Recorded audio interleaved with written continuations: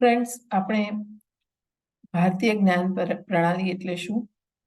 ભારતીય જ્ઞાન પ્રણાલી અને ભારતીય જ્ઞાન પરંપરા વચ્ચે શું તફાવત છે તેની ચર્ચા કરી ચૂક્યા છીએ. શા માટે ભારતીય જ્ઞાન પ્રણાલીને આપણે શિક્ષણનો ભાગ બનાવવો જોઈએ તેની પણ ચર્ચા આપણે કરી ચૂક્યા છીએ.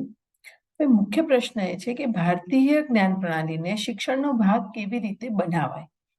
કારણ કે માત્ર ને માત્ર થિયરી સમજાવી દેવાથી ભારતીય જ્ઞાન પ્રણાલી એ શિક્ષણનો ભાગ નહીં બને, એ વિદ્યાર્થીઓ સુધી નહીં પહોંચે. તો શું કરવું જોઈએ એક શિક્ષકે અથવા એક શાળાએ કે જેથી કરીને તેના વિદ્યાર્થીઓ ભારતીય જ્ઞાન પ્રણાલીને બરાબર સમજે? ભારતીય જ્ઞાન પ્રણાલી વિશે સૌ પ્રથમ તો સાચી પ્રાથમિક સમજ, આપણે તેમને લિટરેચર નથી ભણાવવાનું, પરંતુ તેમને બેઝિક માહિતી આપવાની છે અને તેમાં રહેલો જે વૈશ્વિક અને વૈજ્ઞાનિક અભિગમ છે તે અંગે પ્રત્યેક વિદ્યાર્થીને આપણે અવગત કરવાનું છે. કારણ કે કેટલું સાયન્ટિફિક છે અને હાલ પોતાના જીવનની અંદર કેટલું વૈજ્ઞાનિકતા એમાં રહેલી છે અને કેવી રીતે એનો ઉપયોગ કરી શકે તે જો વિદ્યાર્થી જાણતો હોય તો વિદ્યાર્થી પોતાના વારસા વિશે અથવા તો ભારતીય જ્ઞાન પ્રણાલી વિશે શરમ નહીં પરંતુ ગર્વ અનુભવશે. એટલે સૌ પ્રથમ તો શાળાઓમાં વિદ્યાર્થીઓને સાચી પ્રાથમિક સમજ આપવાની છે કે ભારતીય જ્ઞાન પ્રણાલીમાં કયા કયા વૈજ્ઞાનિક અભિગમોને સામેલ કરવામાં આવ્યા છે અને વૈશ્વિક ગ્લોબલ પર્સ્પેક્ટિવને પણ સામેલ કરવામાં આવેલા છે.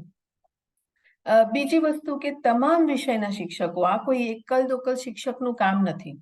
પરંતુ સમગ્ર શાળાના તમામ શિક્ષકોએ, તમામ વિષયના શિક્ષકોએ સાથે મળી અને ભારતીય જ્ઞાન પ્રણાલીને એક અભિગમ તરીકે સ્વીકારવો પડશે અને પોતાના આયોજનો કરવા પડશે. કેવી રીતે આપણે ભારતીય જ્ઞાન પ્રણાલીને આપણા શિક્ષણનો એક ભાગ બનાવી શકીએ? કારણ કે આપણે તો ભણાવીએ છીએ વિજ્ઞાન, સમાજ વિદ્યા, ક્યાંક ભણાવીએ છીએ ભાષા, આપણે ભાષાના શિક્ષક છીએ, આપણે ગણિતના શિક્ષક છીએ. હવે ભારતીય જ્ઞાન પ્રણાલીને અથવા તો આપણે ચિત્રના શિક્ષક છીએ, તો ભારતીય જ્ઞાન પ્રણાલીને કેવી રીતે આપણે આપણા આ વિષયોના અધ્યાપન દરમિયાન સામેલ કરી શકીએ એના થોડાક ઉદાહરણ આપની સમક્ષ રજૂ કરું છું. દાખલા તરીકે એક વિજ્ઞાનના શિક્ષક છે અને ભણાવી રહ્યા છે આહારના ઘટકો, કોમ્પોનન્ટ્સ ઓફ ફૂડ. આ કોમ્પોનન્ટ્સ ઓફ ફૂડ ભણાવતી વખતે જ્યારે આપણે એમાં રહેલા કાર્બોહાઈડ્રેટ્સ ની માહિતી આપીએ છીએ, એમાં રહેલા ફેટની માહિતી આપીએ છીએ, ત્યારે ભારતીય પરિપ્રેક્ષ્ય મુજબ, ભારતીય ફિલોસોફી મુજબ આહારમાં રજોગુણ, તમોગુણ અને સત્વગુણ હોય છે અને કયો આહાર કયા ગુણની અંદર આવે છે તેની પણ જો એક શિક્ષક સમજ આપે તો વિદ્યાર્થીને ભારતીય પરિપ્રેક્ષ્યનો પણ ખ્યાલ આવે છે અને એના કારણે આપણા શરીરમાં જે પ્રકારના ફેરફારો થાય છે તેના વિશે પણ વિદ્યાર્થી સમજી શકે છે. દાખલા તરીકે એક ચિત્રનો શિક્ષક છે, તો ચિત્રનો શિક્ષક જ્યારે રંગનો પરિચય આપતો હોય અથવા તો રંગ મિક્સિંગ કરીને કેવી રીતે અલગ અલગ રંગ બનાવી શકાય એ વખતે તેણે અચૂક અજંતા અને એલોરાના પ્રાકૃતિક રંગોની સમજ આપવી જોઈએ અને તે હજી પણ આજ દિન સુધી તેના કલર ઝાંખા નથી પડ્યા તો તેના ટકાઉપણાની સમજ આપવી જોઈએ કે એવું તો કેવા પ્રકારનું મિકેનિઝમ હતું, એવું તો કેવા પ્રકારની એમની સિસ્ટમ હતી રંગ બનાવવાની કે હજી સુધી એના કલરનો રંગ, જે ચિત્ર છે એનો રંગ ઉડ્યો નથી. ભાષાના શિક્ષક અને આપણે ભણાવી રહ્યા છીએ વ્યાકરણ, તો આપણે પાણીના અષ્ટાધ્યાયી વ્યાકરણનો પરિચય આપવો જ રહ્યો. વિદ્યાર્થીને એટલી તો ખબર હોવી જોઈએ કે આવું એક વ્યાકરણ છે અને એ વ્યાકરણ ને એઆઈ એટલે કે અત્યારના જમાનામાં જ્યારે આપણે આર્ટિફિશિયલ ઇન્ટેલિજન્સનો યુગ કહી રહ્યા છીએ ત્યારે એઆઈના જમાનામાં પણ પાણીના સંસ્કૃત વ્યાકરણને નાસાની અંદર લોકો સ્ટડી કરી રહ્યા છે કારણ કે તે સૌથી વધારે આર્ટિફિશિયલ ઇન્ટેલિજન્સ માટે ફિટ બેસે તેવું છે. તો આવા કેટલાક પુરાવા આપણે એની સમક્ષ રજૂ કરી શકીએ અને આપણી ભારતીય જ્ઞાન પ્રણાલી કેટલી સમૃદ્ધ હતી તેનો એક દાખલો એની સામે પૂરો પાડી શકીએ. દાખલા તરીકે આપણે વિવિધ ધાતુ ભણાવી રહ્યા છીએ વિજ્ઞાનના શિક્ષક તરીકે અથવા તો એન્જિનિયરિંગના વિદ્યાર્થી તરીકે ખાસ કરીને મેટલ અને મેટલની અંદરથી કેવી રીતે મિશ્રણ કરી અને આપણે વિવિધ પ્રકારની ધાતુઓ મેળવી શકાય, સ્ટીલ મેળવી શકાય, તેવું જ્યારે વિદ્યાર્થીને ભણાવતા હોઈએ, કોલેજના શિક્ષક હોય અથવા તો એ સામાન્ય કોઈ પણ સ્કૂલનો શિક્ષક હોય, તેણે જરૂરથી એવું સમજાવવું જોઈએ કે ભારતમાં અનેક જગ્યાએ લોખંડના એવા સ્તંભ જોવા મળે છે જેની ઉપર કોઈ પણ પ્રકારની રસ્ટિંગ એટલે કે કાટ નથી લાગતો, અને હજી પણ તે સ્તંભ એવા અડીખમ છે. તો એમાં કેવા પ્રકારનું મિશ્રણ કરવામાં આવ્યું હશે કે જેમાં તાપ અને ની કોઈ પણ પ્રકારની અસર થતી નથી.